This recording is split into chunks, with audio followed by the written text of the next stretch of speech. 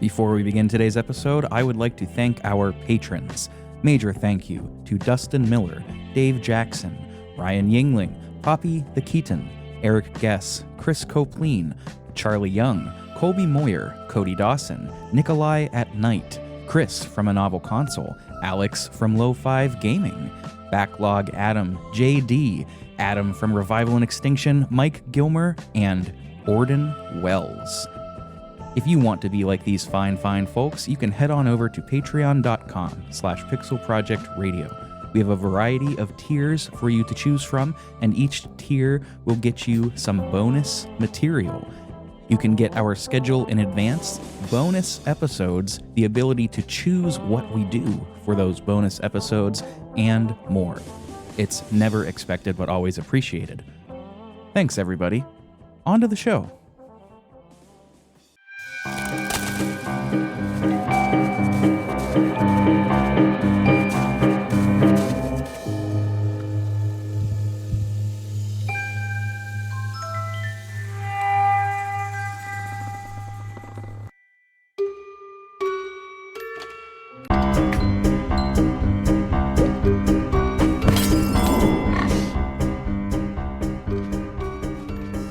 Welcome back to Pixel Project Radio, the video game discussions podcast where we do deep dives and analyze all of our favorite games and some of yours too.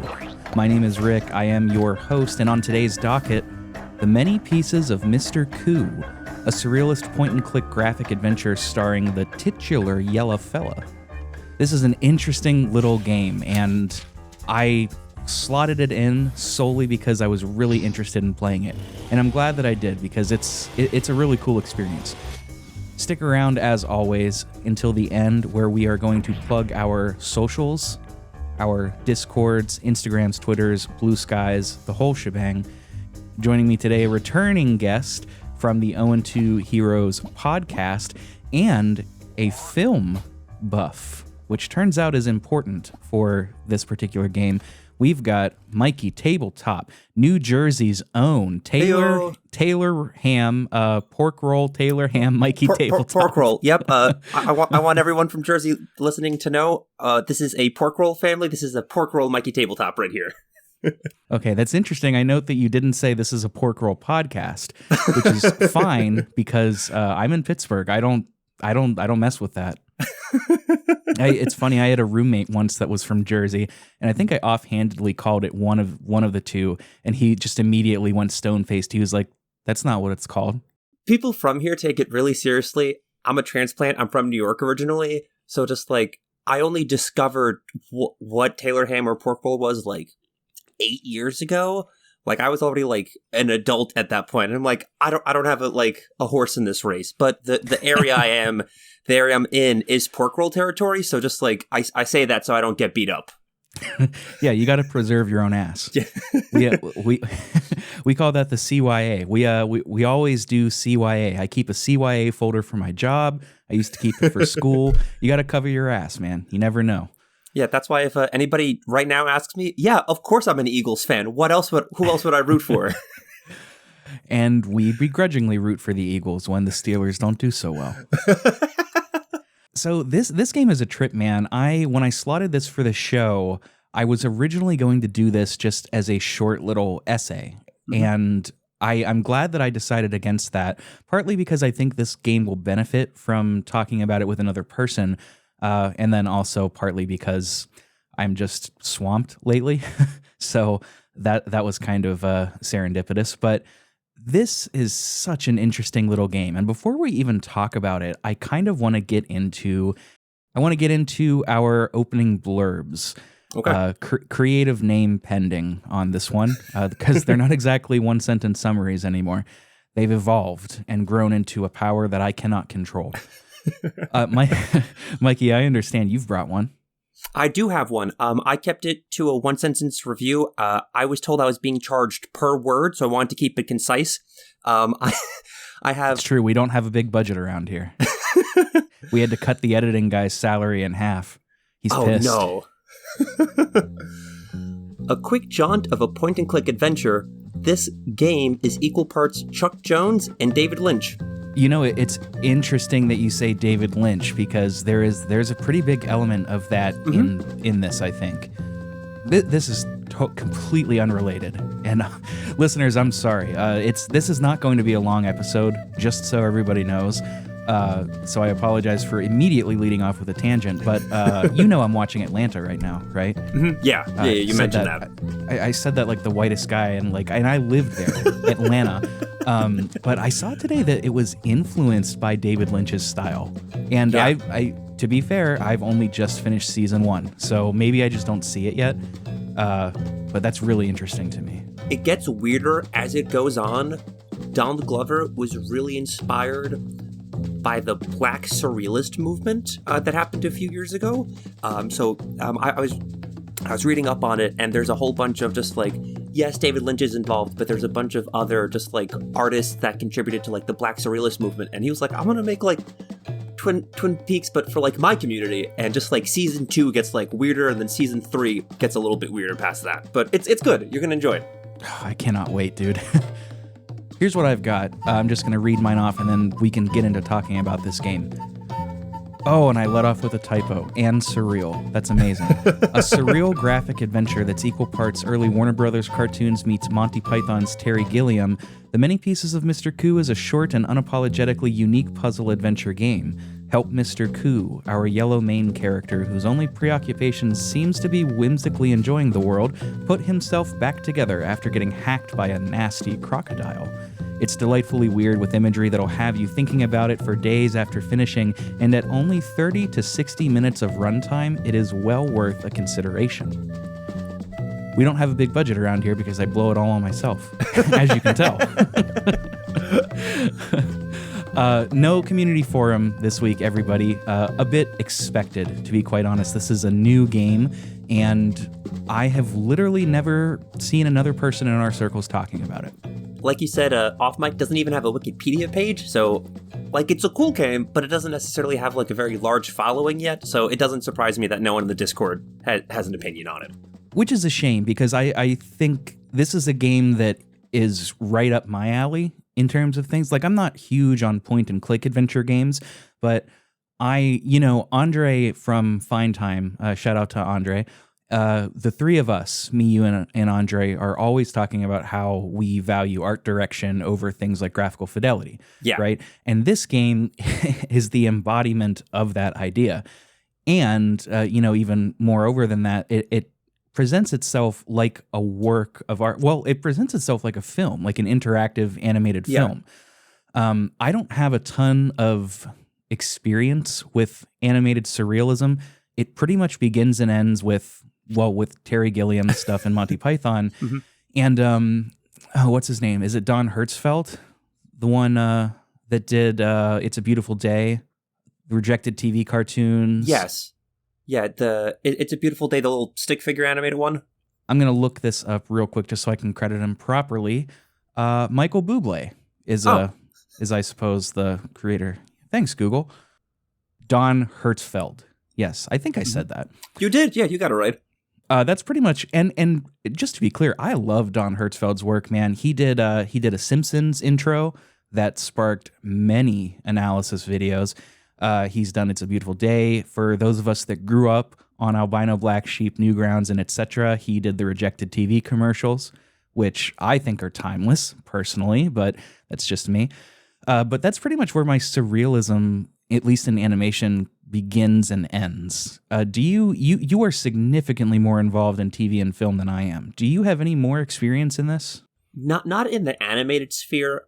I've definitely have watched like surrealist movies. I can't say I've seen too many like surrealist TV shows. I think outside of like Twin Peaks, that's like the biggest one, and I love that kind of stuff. I remember, I think early last year, kind of just like went on a deep dive of just watching a whole bunch of like surrealist short films from like the emergence of like the surrealist like film movement. Like Salvador Dali like wrote and directed like movies. I think the most famous one, Un Chien Dalu, it translates to an Andalusian dog, but like that's 20 minutes. It's on YouTube. I like binged all of that like weird stuff. Just I'm just like, yeah, they make art for the sake of making art. Just like, I don't care that it's weird. I'm gonna go search it out and enjoy it type of thing. So, but animation wise, no, I would say this is like where it starts and ends for me as well.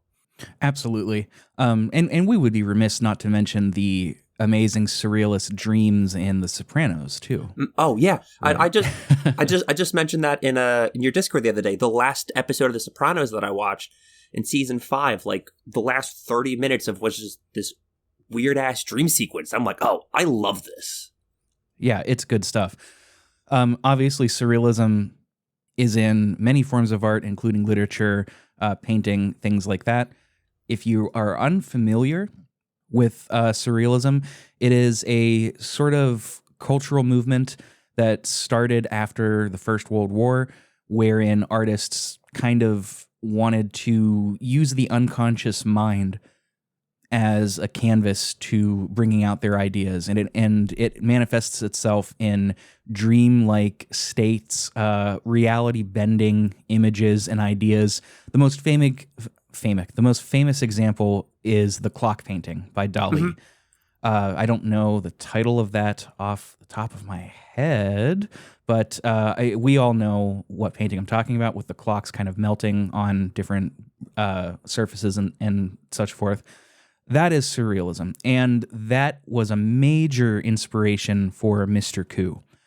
The dev history on this, Mikey, you had mentioned this. There's not a wiki page for this. No. So gathering information, and I mean, look, I don't think this is a hot take, but Wikipedia is an amazing tool, right?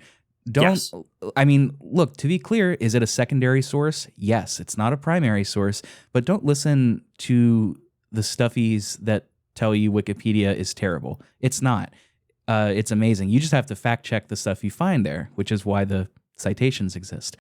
For everybody who's listening, if you're still in high school and you're not allowed to quote Wikipedia on a source, quote Wikipedia anyways, but then just click the little one in a bracket and quote the source material. Wikipedia just aggregates it. It's just there. Use it, but then there's like the actual information down at the bottom. You can just do that. It still works. Yeah. I mean, sometimes the sources aren't exactly reliable. You don't want to quote like freedom.eagle.america, but maybe. But that is a good tip. In all honesty, this game was developed by Gamera Nest and published by Meridian Games as well as Astrolabe Games. This was largely the brainchild of Nacho Rodriguez. He is an animated film director / animator / now game designer who got his start in cartoon animation back whenever he was attending university in Barcelona. His biggest achievement that's a bit reductive. The achievement of his that I see listed most often, and it's anytime you Google his name, especially talking about Mr. Coup, they're going to bring up his animated film, A Life Story, which was nominated for the Goya Awards, and he created the whole thing. It's only like 4.5 minutes. Yeah. I've watched bits and pieces of it. You can tell straight away it's the same guy. It's the same animation style, the same presentation, the same narrative arc, which we'll talk about here soon. It's really cool. Yeah, I think, granted, I haven't been exposed to a lot of Nacho Rodriguez's work outside of the research for this, but it seems like he's a big fan of like mixing different mediums. Like A Life Story, it had like hand-drawn animation. It looked like it had stop motion. It looked like it had like real-life pictures as a background, and then real-life pictures as a background, and then animation was added on top of that, all of which can be found in the many pieces of Mr. Magoo, as the many pieces of Mr. Coup as well. Yeah, not Mr. Magoo. We don't. You can request a hamburger today for payment on Tuesday, and we're not going to chop you up or anything. It's interesting. He also, Nacho, does list comic books as a main inspiration of his, in addition to the sort of 30s Warner Brothers cartoons, the Pink Panther, and things of that nature. Comic books were a big point of inspiration for him. I think I read a quote somewhere, and I may have written it down later, that he wanted to bring the page-by-page animation style to the screen. Something that, quite honestly, Disney perfected, back in the 30s and 40s when they were making movies. So if you look at the first game that he made, you're going to have to excuse my accent. El laberinto esférico translates to the spherical labyrinth, or like the labyrinth in the sphere type of thing. That was the first game that had Mr. Koo in it, and it was from like 2004, 2008. It was an old like Flash animation game, and it's in Spanish, but the subtitle, instead of calling it a video game or a Flash animation, it's, I'm translating it, but it's called a cyber comic by Nacho Rodriguez. And it's like an interactive comic where there's like different panels, and the click and like the point and click adventures, you get to pick the panel. It's kind of like a choose your own adventure to see where the next stage of it goes. So like even in the video game world, he has like that heavy comic book influence. I'm glad that you took that title. I was going to ask you to anyway, because I know you you speak some amount of Spanish. Yeah, that is the first time Mr. Koo appeared, was all the way back in 2004. I don't know. Can you still play this game?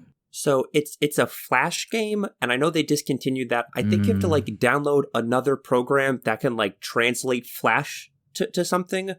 I haven't tried. I watched like a YouTube playthrough of it, just because I've tried to download previous Flash games, and if I can't find something that's like already built into the website to load it, it's obnoxious to try and, I don't know if it's an emulator or like a transcoder or something to get Flash to work, but it's not worth it. Man, that's a bummer. That losing that in AIM just obliterated my childhood. While we're talking about Nacho Rodriguez, he also did the animation. He was the lead animator for this app called O.Zen at Ubisoft.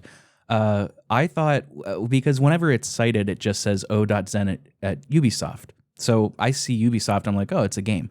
It's not. It is actually a, quote, gamified program to manage well-being through mastery of breath. Huh. Yes. So that's this idea of well-being and, breath mastery. That's something that musicians think about a lot. Some more than others, but I was really interested in this, but I think you have to subscribe, like start a subscription to use it. And I wasn't trying to do that, but you can see clips of it and like little screenshots on the website, and it's a little safer, maybe a little more corporate, but you can tell it's Nacho's art style. It looks pretty similar.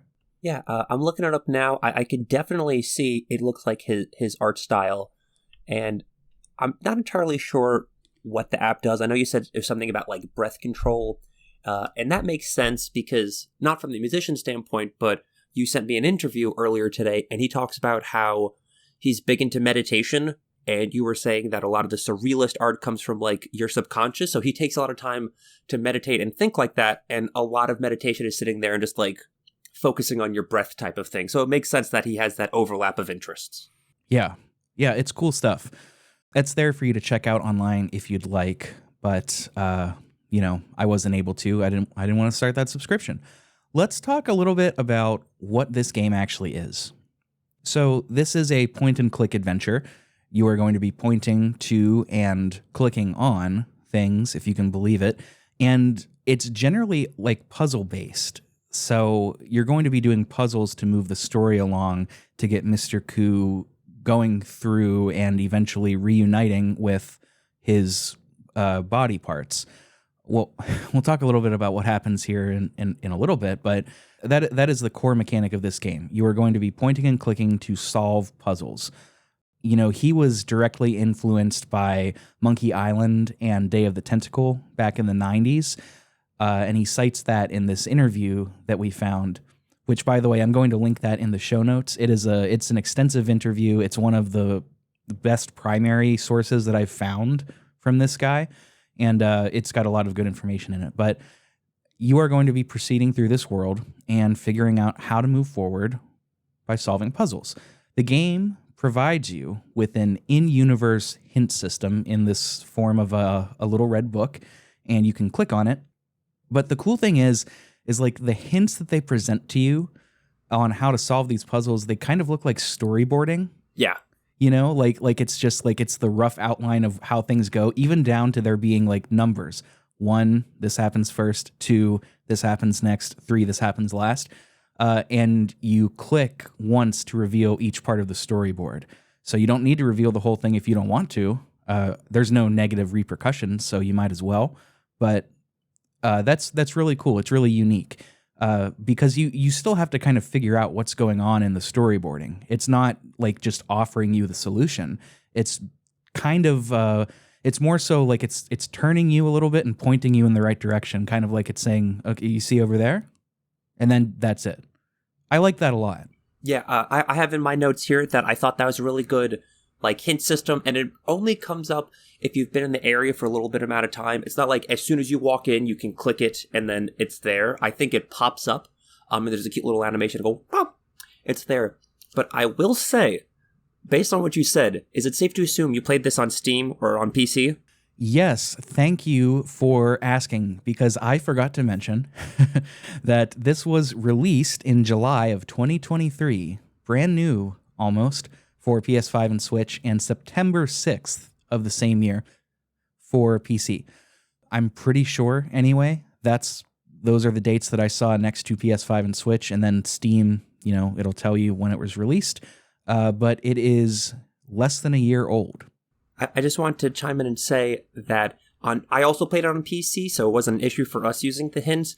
But for like achievement or trophy hunters, you get an achievement for beating the game without using the hint book.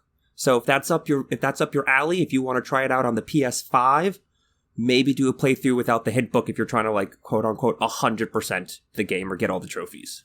Oh, that achievement's on Steam too, because I didn't get it because I used the hints. Because this game is tough, and I guess that's the next thing to bring up. These puzzles are not always the most straightforward. You have to do some pretty creative thinking to get through them, because the logic of the game doesn't follow the logic of real life. That's part of what surrealism is, and that's part of why I like this so much. Like to be clear, did I get frustrated in one or two puzzles in this?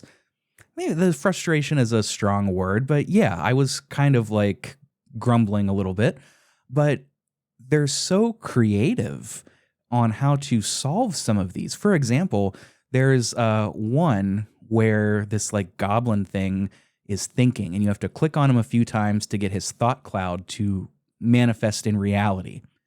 And what happens is if you click the thought cloud, it rains like actual rain onto him, and then it goes away. First of all, that's not reality, right? But the solution to the puzzle, or at least that part of the puzzle, is having Mr. Koo grab the thought cloud, and then we can use the rain that comes out of the thought cloud on another object. It's those kinds of creative solutions. It's not based in our reality, but it makes sense within the game. Mm-hmm. It's so cool. Like, I think that that first intro area is definitely wackier than the second half of the game, and I think that first half of the game does a really good job of saying, hey, things are weird here, but laying down the foundations of, okay, this is weird, but now I can think along these weird lines to figure it out. Like, I used the hint book only at one point during this, and that's simply because I was an idiot and I didn't pick up on something. But for the most part, once you like click around and you figure some things out, you're like, oh, this is a wacky world. I need to start approaching these puzzles as if I was also in this wacky world type of thing. Yeah, absolutely. You don't expect reality logic in this, right? Some other point-and-click games take place in our universe, not this one. You mentioned the first half of the game and the second half. Mm-hmm. You can largely split this game up into two, because the first part of the game is Mr. Koo as a whole creature, man. He's a humanoid shape, but I don't think he's a man, Sure, he's got desires and hopes and dreams. He's a miserable little pile of secrets, but is he a man? I don't know. I'm not Steven Crowder. I'm not going to get obsessed with this stupid fucking question. Got to get that one in there. Oh, I like that one. But the second half of the game takes place after Mr. Koo gets chopped into three segments: his head, his torso, and his legs. And this happens at the hands of a crocodile. This nasty sort of abstractly rendered crocodile. It looks like it's completely filled in with ink, and the white spots where it's not filled in kind of act as the light shining off of it, maybe. This is going to be a theme in this episode. A lot of this stuff is really tough to describe. So, I mean, if you can look at this game or even play it before listening, because it is a short game, that'd probably make this episode a lot more bearable.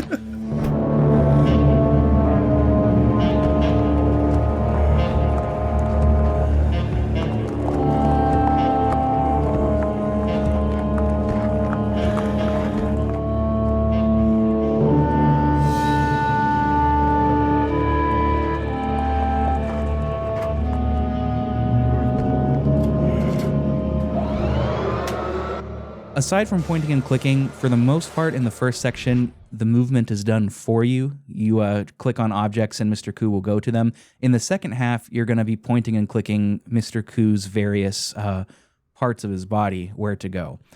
There's one part in the game where you have to go back and forth between your head and your legs and solve puzzles that way, sort of like using two different pieces. Very, very cool, but that's going to involve you actually moving your character by yourself rather than the game taking you there. Yeah, the first half of the game, kind of, you did the puzzle, and then the light, so it kind of opens up on like a stage sort of thing, or like behind the curtain, rather, and there's a little light, and you kind of just go where like the light takes you when you go room to room, but then when you get to the second half of the game, you have a whole house to explore, and then like I say explore because you can go room to room on your own. You can check out that crevice. You can go in that corner and do different things. But the first, I don't want to say handholdy, but the first half of the game is pretty much A to B to C. And then the back half, you're like, all right, cool. I'm just going to wander and see what happens. Yeah, it's definitely more open-ended in the second part, which makes that hint book all the more useful if you can find it, or if you need it, I should say. One thing, while we're just talking about how the game plays, that I think we should bring up is one of the biggest criticisms this game has, and that is the prevalence of bugs. I'm just going to say up front, and I know people hate to hear this, but it works on my machine. I had no problems. Yeah, and I wonder too, Mikey, if that's not because we played it on PC a lot. I mean, to be fair, a lot of the Steam reviews do mention bugs. Okay. But I read there's I don't know if I wrote this quote down later or not, but Nacho Rodriguez is largely, or has traditionally largely been, an independent contractor. And from what I've read, there was a learning curve to working with a team, or maybe he just preferred working solo, I'm not sure. But that, coupled with him not wanting to compromise the coding or the animation, made it difficult to translate this from computer to console. He said that was like a major point of contention and difficulty. And he acknowledges the bugs too. He's like, yeah, I mean, that's why they're there on consoles especially. So that might be your experience. And if that's you, I'm not taking that away from you. But I did not, as far as I know, experience any bugs. And I had no bugs playing through it either. And again, I'm going to reference the interview that we already talked about a few times.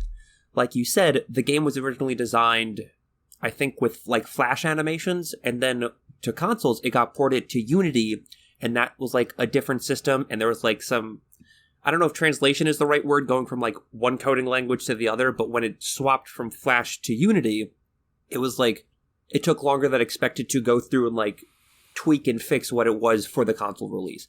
And even looking at the review scores here, you have Steam 9 out of 10, Nintendo Life 7 out of 10 type of thing. So even just like between the PC and the Switch release, there's like a noticeable difference in score. And that's a theme across all reviews. They're kind of not crazy all over the place, but they're not centered around like 8 out of 10, 8 out of 10 plus or minus 1. It's I think OpenCritic has it at 66%, so even less. But you mentioned Flash, and that kind of gets into the presentation of this work, which we've kind of been dancing around as we've been talking about this. But there's this quote that I wrote down from this interview where Nacho was talking about discovering Flash and how convenient Flash was to animators. But he was also talking about his own personal style, and this is what he had to say. He says, quote, "My intention was not to take advantage of Flash shortcuts, but to create traditional frame-by-frame animation. If technology made it easier, I embraced it. I wanted every frame to be alive, capturing the spirit of cartoony animation from Warner Bros., 30s animation, and other influences worldwide." You know, that to me just perfectly describes the presentation of this game and of his film A Life Story. It is exactly that. I know I said like Warner Bros. Meets Terry Gilliam, like Warner Bros. Meets Monty Python. That's how I see it, but I mean, Warner Bros., 30s animation, surrealism, you put that in a blender and this is what you get. Yeah, I completely agree. For listeners at home, when I did my little one-sentence review, if people nowadays don't know who Chuck Jones is, he was one of the driving forces behind a lot of the Warner Brothers cartoons. He was like an animation director. He did a lot of like the famous Bugs Bunny, like What's Opera doc was like his brainchild. He was like, I think he worked at Warner Brothers, it said, for something like 70 years. He got in as like an entry-level guy who just like worked there his whole life. So Chuck Jones like was like, yeah, I also got the Warner Brothers feel to that. And like, it's cool because you'll look at it and we were talking off mic how there's not a lot of primary resources on this, like speaking directly to Nacho. So a lot of my research was watching YouTubers play and talk about it just to get other opinions. And a lot of people were comparing it to Cuphead. And animation, like, if you look at the two of them, they don't look the same. Like, this is not black and white. It doesn't look like the 1920s, like, Betty Boop cartoons. But they have the same style or the same work ethic of animation, where everything's kind of just, like, loosey-goosey, like rubber hose, and just, like, everything's wacky type of thing. Like, in animation, there's this theory about squash and stretch, where, like, argument's sake, if you had a ball and you just were animating a ball bouncing, if you just moved it up and down, it just looks like an elevator going up and down, but you have to like over-exaggerate it so when it hits the floor, instead of being a ball, it turns like ovular and like squishes and then it stretches back out. You have to like over-exaggerate everything to give it that cartoony feel, and that's exactly what it did. At one point, like Mr. Koo is riding a chicken, and the chicken does like a big wind up with its legs, and then it starts running, and like that just feeds into like the 1930s animation style of just like, we could just have the chicken pitter patter across the screen, but no, we're going to make the legs do a little corkscrew. It's going to zoom up and then and take off. So it doesn't look the same as like the Cuphead, like reminiscent of the old school cartoons, but it feels the same. Right. You had mentioned rubber hose. I mean, that is the actual name of that design theory, the rubber hose animation style, which if my notes on Cuphead are coming back to me correctly, that came about in the mid to late 20s, mid to late 1920s. Again, something that, you know, Disney was really adept at doing. And you can see this in like Steamboat Willie, for example, which is now in the public domain, and we can deface it all we like. If you want it, you can go ahead and take the whole audio clip, the whole 13 minutes, put it in this episode right now, interrupt the episode. Disney can't stop you. That would be a fucking great joke to just put that in here, like cut me off mid-sentence and have that play in its entirety just to do it. That'd be so good. You can. I'm not going to do it, but yeah, that's I can see how you could draw similarities to Cuphead. That example, though, drawing that similarity to me kind of reminds me of when people were, what do you call it, comparing Lisa the Painful to Undertale. It's like, yeah, I guess I could see what you mean, but it feels more to me like they're in the same chapter of one book rather than on the same page. You know what I mean? They're very clearly related. I think it's honestly just comes down to the hand-drawn aspect of it, because I want to say Cuphead's, well, I mean, the frame rate probably doesn't have a huge thing to do here, but Cuphead was certainly grounded in more Disney-esque animation style, not nearly as much surrealism, if even any at all. I wouldn't call Cuphead surrealist in any sense of the word. No, nor I. If we could split it up, I think Cuphead was much more Disney and like I think Fleischmann was the company that did like the old Popeye and the old Betty Boop cartoons, and this was much more like you said, Warner Bros. Looney Tunes type of like zany antics type of animation. Yeah, I think that's a good way of putting it. Again, we urge all of you to check this out visually if you can, as we're talking about it before you listen to this, whatever. But the story of this, it's really interesting. You can kind of think about this as an interactive animated movie, because that's really what it is. You can watch this, a playthrough, if you know exactly how to solve everything, takes just under 30 minutes. And it's like watching an animated short play out. It's very cool. The narrative, this reminds me a lot of other games, sort of, I don't want to say Tetris Effect connected because it's not quite like that, but the game itself doesn't have a defined story. I mean, if you want to really, really put it onto paper, the story is, at one point, Mr. Koo is trying to get an apple. In the process, he gets cut up by a crocodile, and the rest of the movie, the work, is trying to reunite with your chopped up body. I mean, that's it. Beyond that, the narrative is really heavily implied, and I'm really big into things like this that sort of imply a narrative rather than explicitly give one to you. I think it makes talking about works like that more personal and interesting and meaningful. It's it's what art stands for, right? It's not about the creator telling you this is exactly what I meant by this. It's about us as the consumers of it to draw from our own experiences, say, this is what I saw in this and here's why. And if other people don't agree, they could say, this is why I don't agree, here's what I saw in this. And that's what is going on here. I think that's really, really nice. I think it's really refreshing to not have to think about, JRPGs and shit like that. Yeah, no, I completely agree.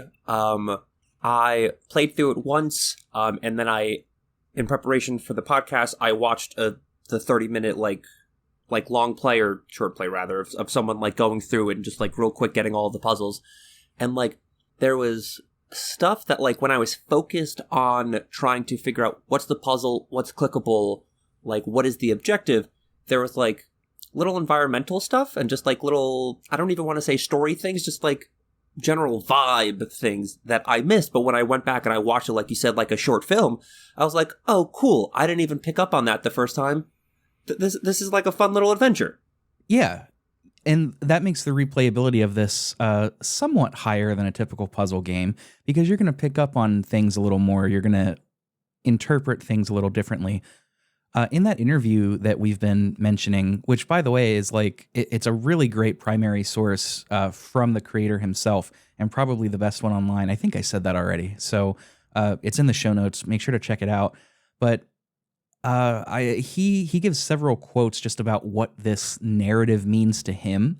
And this one's a bit long, but I'm going to read it. He's sort of leading into this quote about the end of his final game, the end of his last game from 2004, where the ending shot is Mr. Koo riding on a chicken. So this is what he says. He says, quote, "So years afterward, I decided to take this image, Mr. Koo riding a chicken, and let it flow.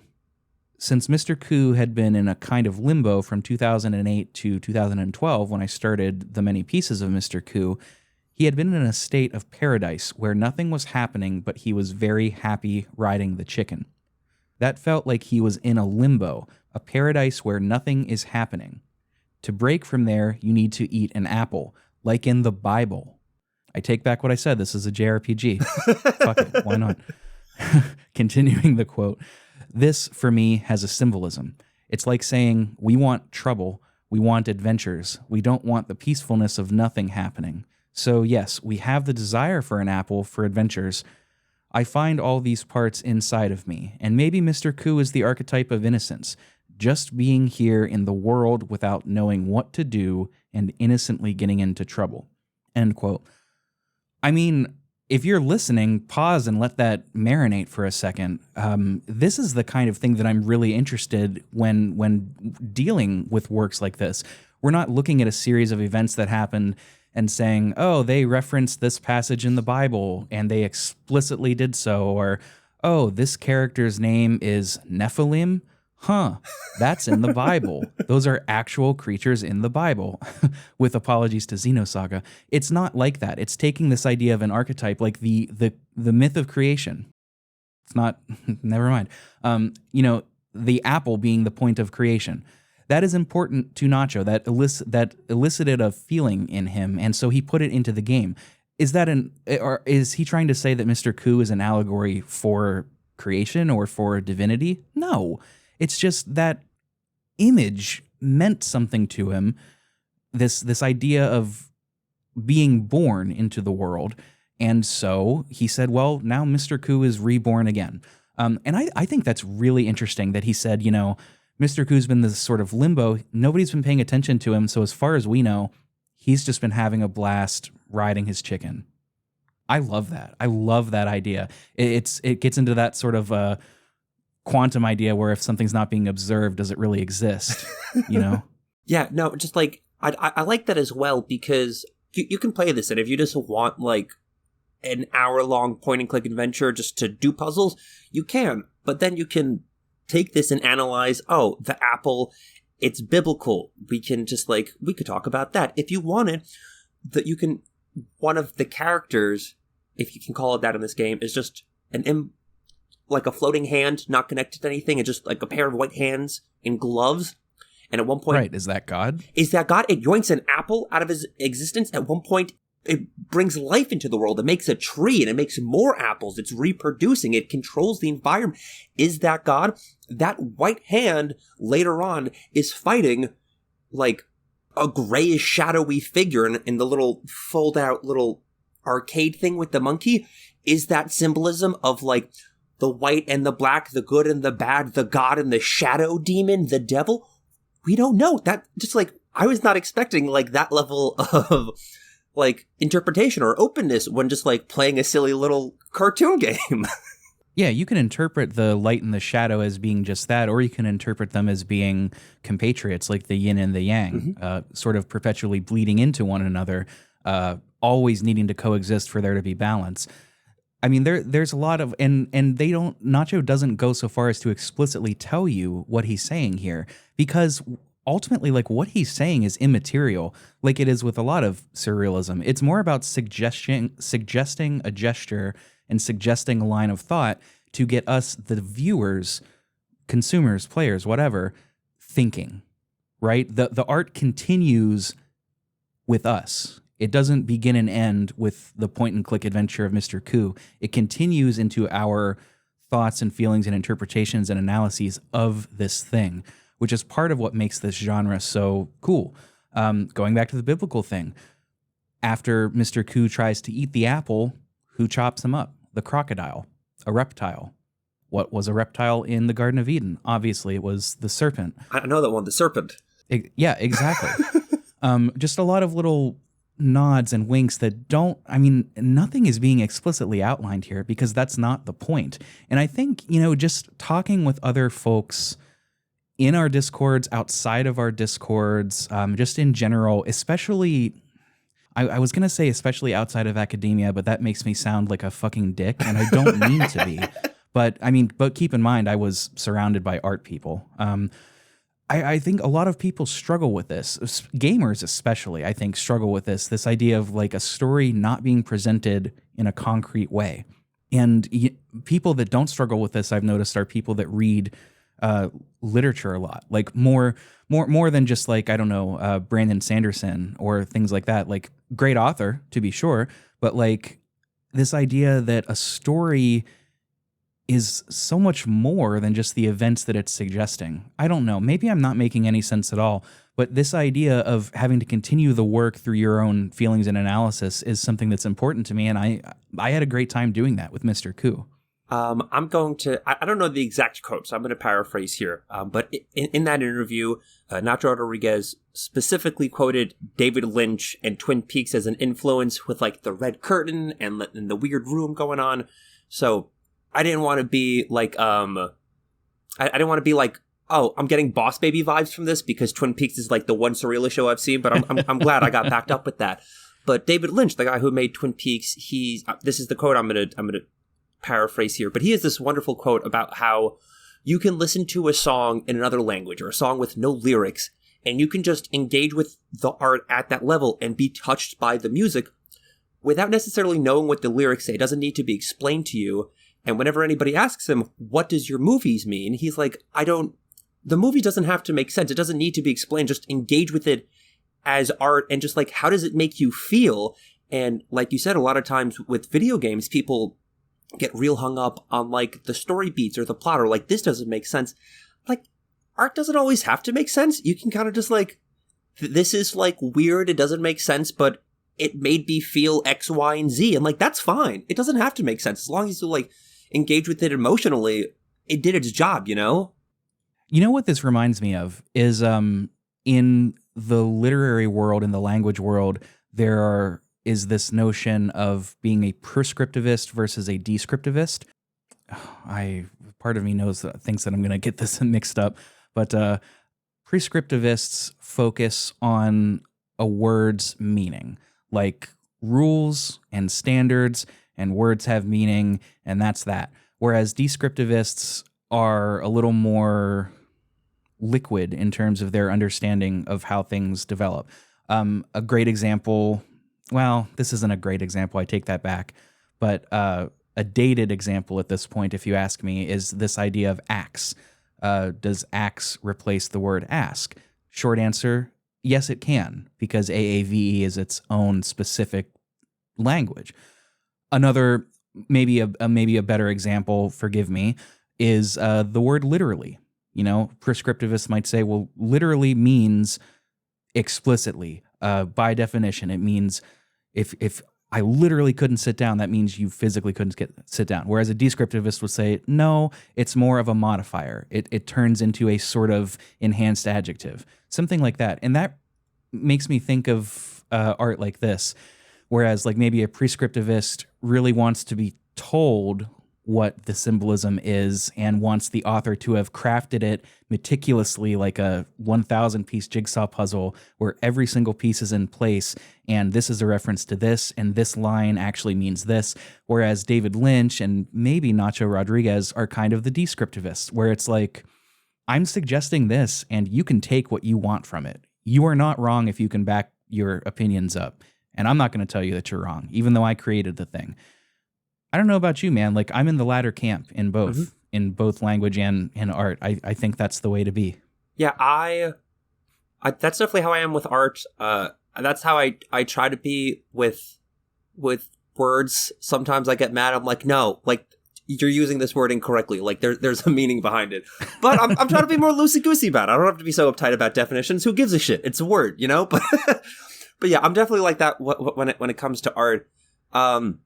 Not to get too much on a tangent, and I realize that, like, once you make art, you put it in the world, people can interpret it and relate it differently, and you can't tell them, this is what art means. It's different to everybody.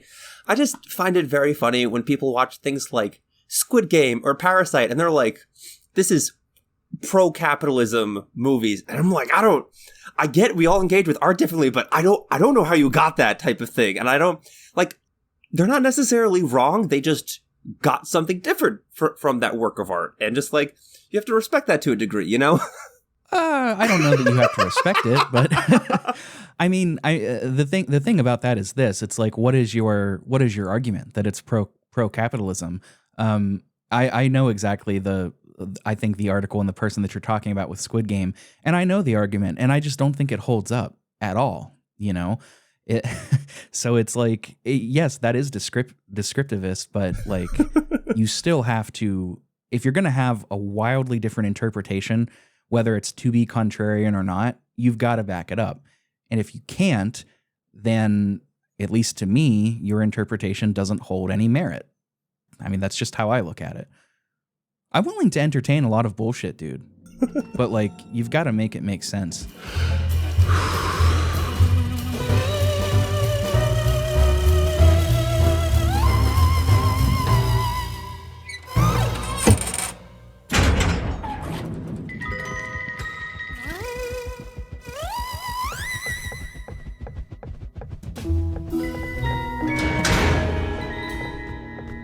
There is another quote here from the same interview from Nacho that I wanted to read, and here's what it says. He says, quote, "That's what I wanted to bring to video games. Animation without words. And while the message is deep to me, the game doesn't have the agenda of expressing a moral. The animation is its own narrative, told entirely through images. This approach bypasses the barrier of verbal understanding, allowing players to be hypnotized by the drawings in motion." End quote. This speaks to me like he's speaking as a craftsman, as somebody he's explaining what he sees in his craft. And I respect that. But I also like this idea of, narration without words. It goes back to the example you gave, Mikey, of listening to a song in a foreign language that you don't understand. Like, any one of us, you're going to get a kick out of this example. Any one of us can listen to the Evangelion theme and know that it fucking bangs. Yeah. Right? We don't need to know what they're saying. No idea. We just need to know that it bangs. And that's a silly example. But I think it helps further the point, to be quite honest. Yeah. And just again, animation without the verbal, it's like video games is a visual medium. So it's cool that he can do that without having to literally spell everything out. I know back in the day, it was easier to have movies from foreign countries shown in other countries. Like George Lucas watched a lot of Japanese films, and a lot of them were old enough that they were just silent, and it was just all visual storytelling, and just a lot of Japanese films were an inspiration to Star Wars because there's no language barrier. It's not like he needed subtitles that had to be translated. It was silent, so it allowed more people to engage with it, and I think that's also an interesting aspect. Regardless if you speak English or Spanish, you can enjoy this game because there's no actual words. Even the thought bubbles that people have that give ideas, it's all visual. It's pictures in the thought bubbles, just it's completely nonverbal, so anyone can enjoy it. Yeah. Let's before we sort of wrap up, let's talk a little bit about some of the sections of the game. And to be clear, what I don't want to do, because I'll be honest, I would not listen to a show if it did this, is we're not going to go over every puzzle and give the solution. That just sounds awful to me. But I did want to talk about a couple of them, and a couple of the scenarios that we might find ourselves in. And you had mentioned early on in the game, Mr. Koo, the game kind of begins with him raising a lever on this arcade machine. This was with the white figure and the black figure, and the sort of, what do you call it? Other entity that is interfering, the cane. This part is interesting because it's teaching you sort of how the game's going to work. What you can click on, the consequences you might find, etc. For example, to start up the machine, you have to pull it like a pinball action plunger, and that'll bring one character down. You do it again, it'll bring the second character down. If you try to click on the characters and touch them, a cane comes out from the side and wraps your knuckles. A little consequence saying that's not right, but you're not losing any progress. I think that's interesting. I also think it's interesting too. The solution to this puzzle involves you pulling another curtain aside or putting lights out, I don't remember which, to reveal that the cane is held by a monkey.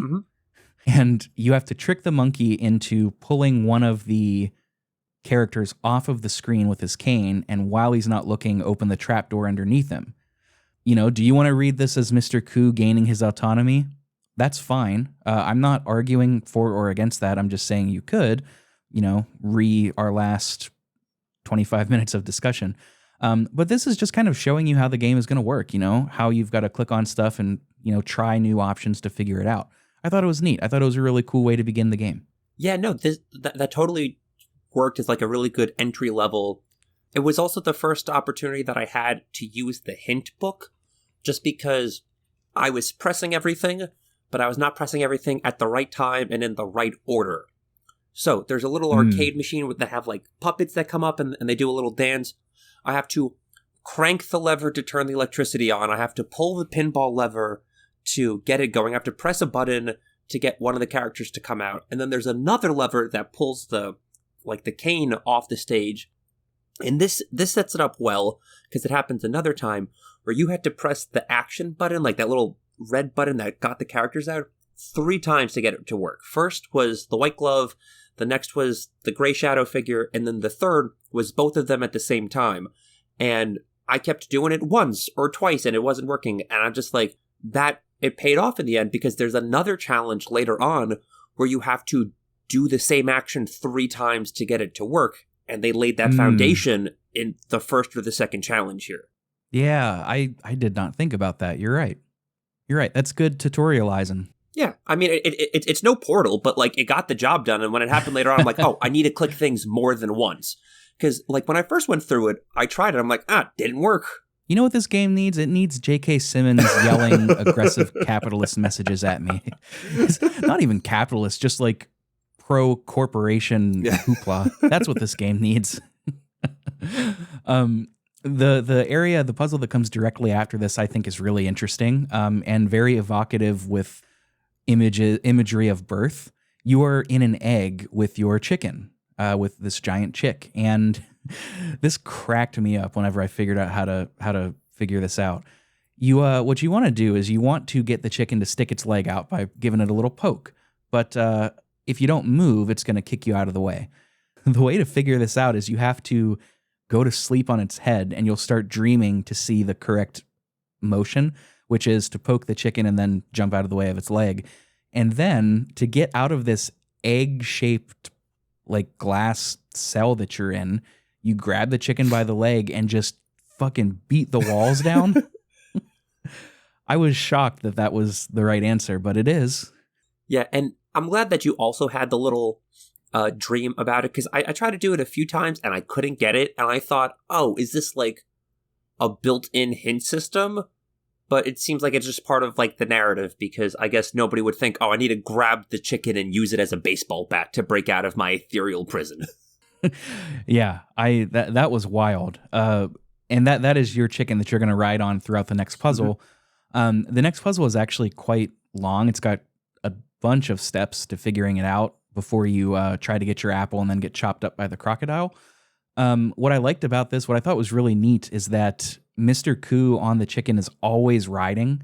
And if you're not, like, clicked onto him, you're going to stare at the same landscape, and he'll just, like, go off the right side of the screen, and then a few moments later circle around from the left side of the screen. And if you want, you can click on the arrows on the left and right screen to follow him. I think there are, like, 6 different quote-unquote page flips that you can do before you just start repeating. I thought that was a really unique presentation. That was really cool. I like that too. This area here was definitely my favorite part of the game. I think both puzzle-wise and, like, art direction-wise, like, the wackiness of, like, this area was definitely, like, the top for me. Yeah, you know, I kind of like this whole first part better than the puzzles in the second part, with the exception of being able to switch between your head and your legs as, like, a double puzzle kind of deal. I wasn't as hot on the rest of them. No, I completely agree. I think also just the art style, it's almost like you're in a dungeon, so, like, the second half is much darker, and the first half is, like, very whimsical, like you're in the desert, but there's, like, a tree growing, there's, like, a green monster, there's a blue monster, there's a lot more just, like, I don't want to say there's a lot more visually happening, because the dungeon, it's like a hoarder's dungeon, there's just a whole bunch of junk, so there's a lot happening there, but just personally, this was, like, my favorite part, and then we move on from here, I was like, okay. Yeah, I'm right there with you. I did like the puzzle in this next part, in this kind of dungeon area, where you're going to see you get control of your head first, and you can hop around. Your torso is in the highest cage in here. That's going to be the last part of your body you get, and your legs are in this sort of just dungeon cell. And to get the legs out, you have to go between the head on the outside and the legs on the inside. Like, the head or the legs on the inside can open this door. The head on the outside, you can put, like, a little cane in there to sort of push in a brick, so the legs on the inside can hop up. It's like, to describe it in steps like that would get really disorienting, I think. But suffice to say, it's like it's making a really great use of going back and forth between the two. Really creative. And the animations through the whole thing are just terrific. Like, when the door comes down, one of the required steps is you have to shut the door on the head of Mr. Koo, So the legs can then use his nose as a platform to jump up to the rest of the level. And when it squishes onto Mr. Koo, you can see his nose kind of like get stuffed through the little peephole, like like Bugs Bunny. It's exactly that. I love the animation throughout here. It's so nice. You can definitely tell in scenes like that, like watching this, that this was done by someone who has a background in like cartooning or traditional animation versus someone who has a background in like 3D modeling and rigging for like, let's say like a Fortnite type of game where it's like more rigid, it's like much more human. They're just like, they know how to work the skeleton type of thing. But because it's hand drawn and the way everybody moves and reacts to the environment, it's clearly someone who has a history with or a love for like cartooning. Oh yeah. Yeah, that's very apparent. Once you get your legs out, then the legs and the head, you're going to be doing all kinds of sorts of things to get your body. There's kind of like a little mini boss at the end. And did you lose? A whole bunch. The mini boss pissed me off. I could not figure it out. Me too. I lost a bunch of.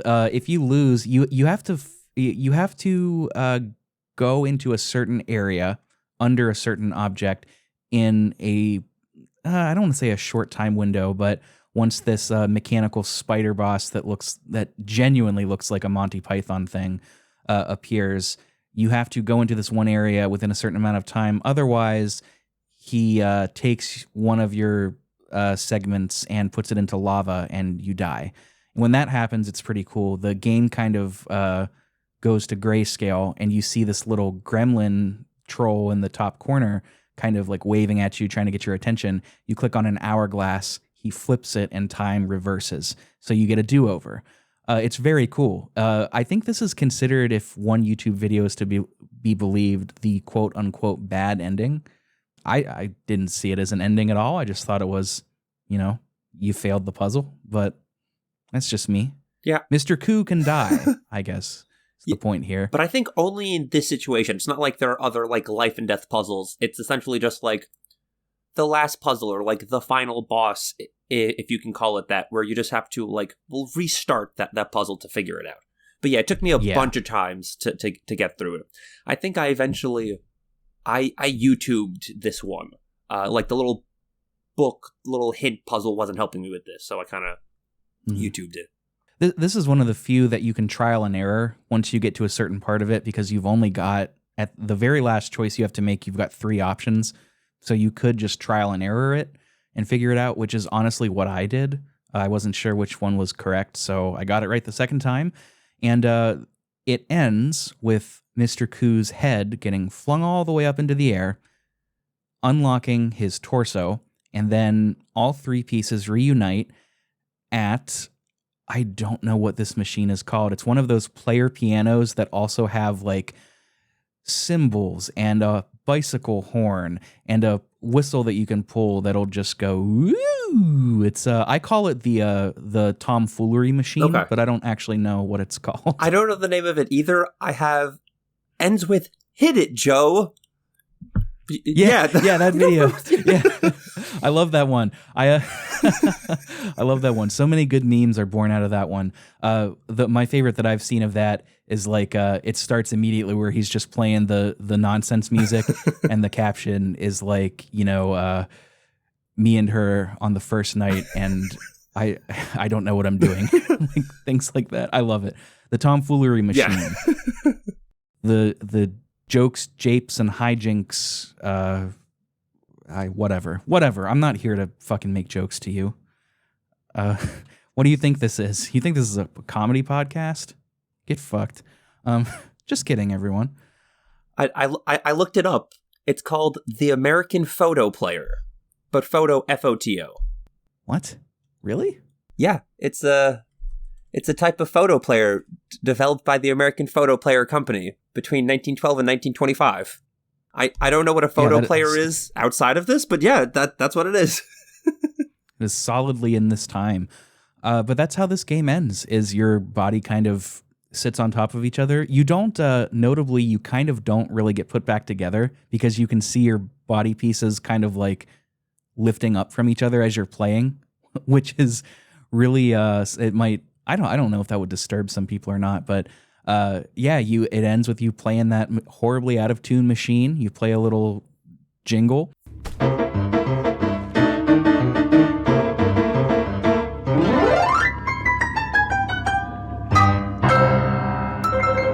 And that's kind of it. Like, that's the end of the game. You get some ending credits, ending cinematics.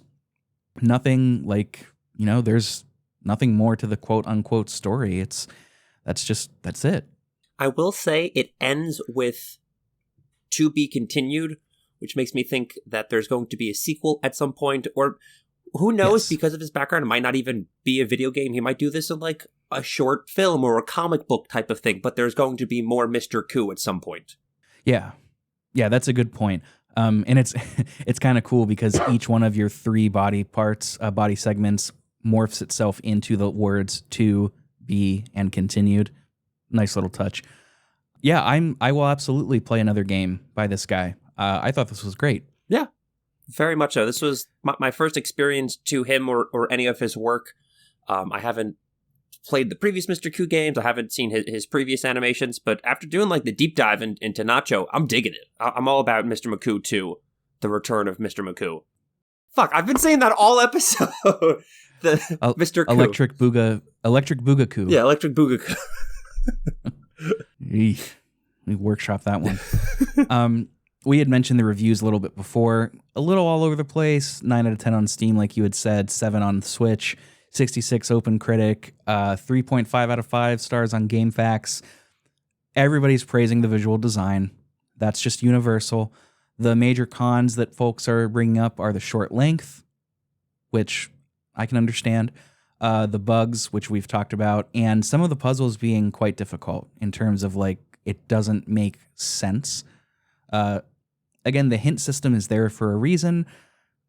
There's maybe one that I could see having a lot of trouble with, even with the hints, but it's tough. But there's only a limited number of things you can do in any given situation, so I wouldn't say it's unfair. I forget what it is now, but outside of that final boss, there was one other puzzle that I looked at YouTube to do because the hint book wasn't helping me. I don't remember what it is off the top of my head. Was it getting the what do you call that? The thing that fans a fire? Was it kicking that thing down? Because that stumped me for a good minute.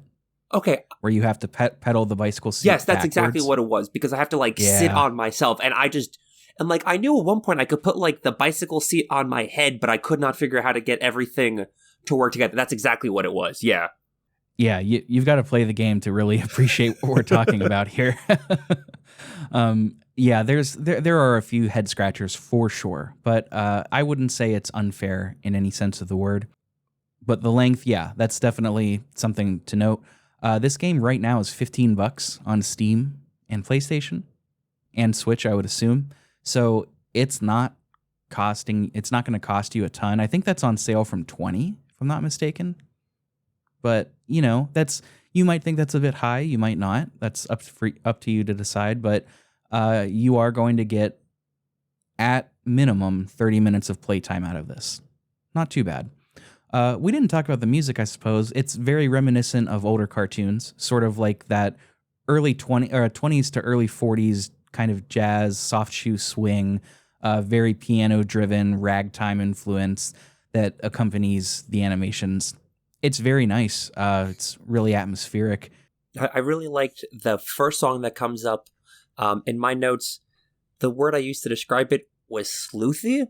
It reminded me of Sly Cooper music. I'm kind of just like you said, kind of jazzy. Just I feel like I'm sneaking around. I'm in a film noir movie. I really liked that opening song, whatever that. I don't know any of the song titles, but whatever that first clip was, I think that was my favorite track of the album or soundtrack. The composer for this, by the way, from what I could find, is Julie Reier. That's Reier. I was just on Julie's site, and I cannot get it to work. All of the links just take you to a new URL with the same exact page. I don't know if that's just I don't know if I need to clear my cache or something, but that's the composer. really cool soundtrack. I mean, it never got in the way. It always enhanced everything. It really gave you that feeling. It's not bubbly or over saccharine like some of Cuphead's soundtracks can be, and it's also not big band. It's mainly like a smaller ensemble, piano, very piano heavy throughout most, if not all of this, things like that. But it'll make you think of the soundtracks for Looney Tunes, Rocky and Bullwinkle, things like that. It's great. And I mean, that about wraps it up for Mr. Koo, man. I don't do not call him Mr. Koo, man. He does not like that. I don't really have much else to say about this. I think this is the first game in a long time, maybe ever on the show. I don't want to put my stamp on that, where I say, like, you should play this before listening to this episode for sure. Or, I mean, frankly, play it instead of listening to this episode. I think you would get a much better experience that way. I don't know. What do you think, man? Do you have any closing thoughts? No, I was just thinking, like, at the time of recording, you just released your 100th episode, and it is the deep dive into Final Fantasy IX, which just, like... I did. I loved your Final Fantasy deep dives, and I feel like this was just, like, the very polar opposite end of what Pixel Project Radio has to offer, where instead of, like, a 5-part, like, analysis series, it's like, yeah, here's just, like, a weird game, and you got to vibe with it, and, like, I love that. Just, like, so you can play the game, or you can, like, not play the game and just, like, listen to this and be like, okay, cool, I got the gist, I get the vibes, and just call it a day. But like you said, for $15, it's a fun game. There is a little bit of replayability. Once you beat it, you can go back, and there's 120 pages of concept art then scattered throughout the game that you have to find. Okay, I didn't find any of that. I was about to say, you're making a face. It doesn't look like you did that. I went through and I found the first 12. I replayed, like, the first stage. Did you do this in one sitting? Yes, I did. So did you not see the continue screen when you came back into it? Yeah, I did. Okay, so it's like the continue screen. I think it's cool. It changes colors based on how far you've progressed. It's an hourglass that they split in half and they dump all of the sand down and makes like a timeline. You can go back and play specific, like, puzzles through that timeline, and there's a number on top of it based on how many of the concept art pages you found.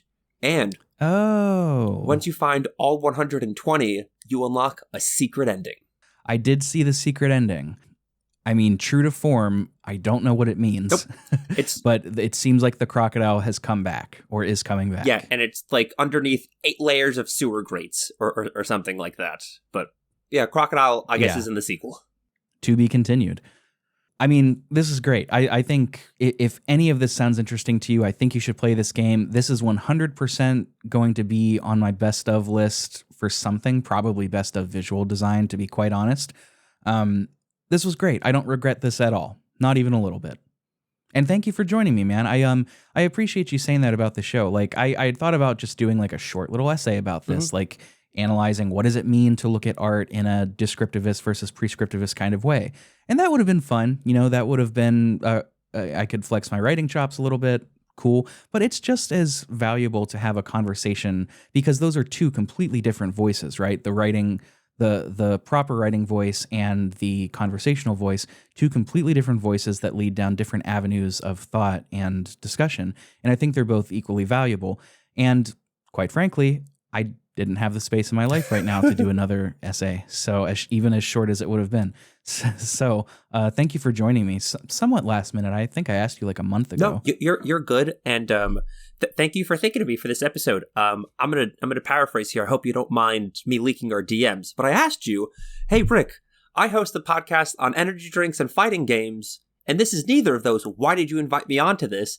And you're like... Okay, before you go on, skip the next 3 messages, because I may have said some things, some words that I don't want to be repeated. So referencing some events. Yeah, you said some mean things about Dave. I'm going to skip over that. But then down at the bottom, you were like... That's not true.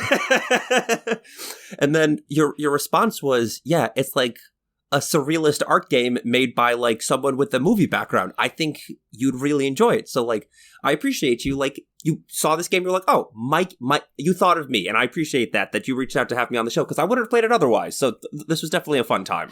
Yeah, I immediately thought of you and Cody from our Discord that frequently talks about movies with us. But I don't, Cody doesn't really have a lot of time to play games or interest in podcasting. So I was like, hell yeah, let's get Mikey to do it. So that's Mr. Koo, the many pieces of Mr. Koo. Also check out Nacho Rodriguez's short film, 4 minutes and 20 seconds short, I should say, A Life Story. It's available on YouTube and Vimeo, I think. You can find it on those two places. And that's it. I mean, great game, a lot of fun. So Mikey, you were just on the show with our good friend Demon from the Command List podcast. So folks may be familiar with 0-2 Heroes, but just in case they aren't, and just in case they had no interest in fighting games, so they skipped that episode, we're going to bombard them with some fighting game information now. Cool. I'm going to go ahead. and give you a couple episode recommendations, even if you don't like fighting games. Rick was on one. We played Nick All-Star Sprawl. That was a fun one. Friend of the show, Ryan, was on. We talked Weapon Lord. That was a game he played from his childhood. I told him this. I think that's like my favorite episode that we've done so far, so I always recommend that one. And I think at the time that this will be released, my most recent episode is with friend of the show, Dave from Tales from the Backlog. And if you know anything about Dave, you might be thinking, he was on a fighting game podcast? I thought Dave hates fighting games. You're right, he does. He hates fighting games. He found this game he wanted to try. He hit me up. So I'm going to go ahead and recommend the Roof Rage episode if you hate fighting games. Oh, yeah. Because Dave also hates fighting games, and we have a long conversation about that. That's like a good, even if you're not interested in the genre, you might like that episode. Also, Dave's a great guest, so go check that one out. Definitely. Yeah, I remember whenever that went on sale, and I think that was posted in several Discords. I never ended up pulling the trigger on it, but it sounded like it was not a Smash clone, but kind of a Smash clone. Yeah, it's definitely like Smash inspired. It tried to take equal elements from Smash and Street Fighter, and it worked out to, I want to say, okay results. Just like you can listen to the episode when it comes out, but like I think the game's fine. I think fine's the best I'll give it. But yeah, it's cool. I don't think you're missing much by not getting it on sale. Well, cool. Check out that episode. Check out all the episodes of 0-2 Heroes. It's a good fighting games podcast. You can find those links in the description, as well as links to our stuff as well. If you want to hang out with either of us on Discord, social media, and etc., you can find all of that by clicking into the episode description. You'll find that interview with Nacho Rodriguez as well. It's a great one, so check it out. I'm not going to put a link to A Life Story because I don't know if he okayed that being uploaded. I'm just being the messenger and telling you it's there. You can also leave us a rating or a review on whatever podcast listening service you use. The ones that I check for are Spotify, Apple Podcasts, and Podcast Addict. And if you leave a review, I will read it on the show. We haven't got any mean ones yet. Please don't be the first, but also please, be honest with yourself and how you like the show. Well, with that, I think that's it. When's the last time we had a shorter than hour and a half episode on this show, huh? But it was a good time. So thank you once again, Mikey, for joining me. This was a lot of fun. Thank you, folks, for listening. Check out the many pieces of Mr. Koo on whatever platform you have most readily available. And until then, I am your host. I am Rick. As always, we're signing off for now. Catch you next time.